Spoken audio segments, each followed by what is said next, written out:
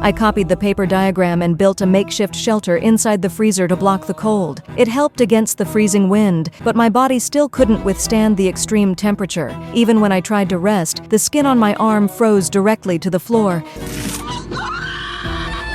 A few hours earlier, I'd accidentally trapped myself inside the cold storage while moving inventory. My phone was left outside. I tried every way I could to bang on the door, hoping someone would hear me calling for help, but no one came. Eventually, I was completely exhausted. As time dragged on, my hands and feet suffered frostbite. That's when I noticed all the cold air was coming from 2 ventilation fans. So I thought, if I could block the vents with cardboard, maybe I could stop the freezing wind. Just as I was about to succeed,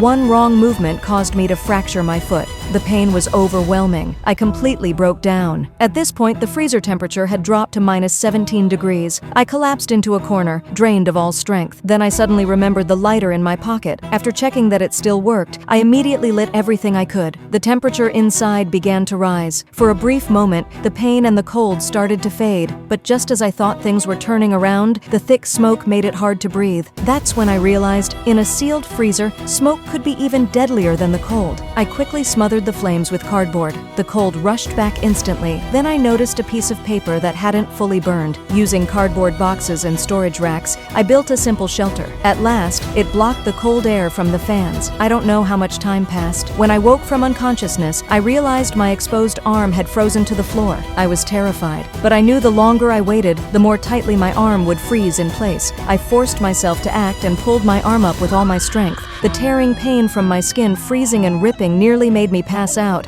I screamed in agony, not knowing how much longer I could hold on. Then I thought about the fans above me again. My survival instinct pushed me to try one last time. I used a steel pipe to smash open the fan's metal grate. As the temperature continued to drop, I wrapped my entire body in plastic wrap to reduce direct exposure to the cold air. Then I grabbed frozen goods from the boxes and hurled them at the fan with everything I had. This time, I succeeded. All I had to do now was block the second fan the same way, and I might still have a chance to escape, but my body could no longer support me. Even standing up was impossible. In despair, I pounded on the wall beside me and unexpectedly felt a screw. I used the hairpin on my head and tried to loosen it. When I finally opened the panel, I realized this was the freezer's emergency escape mechanism.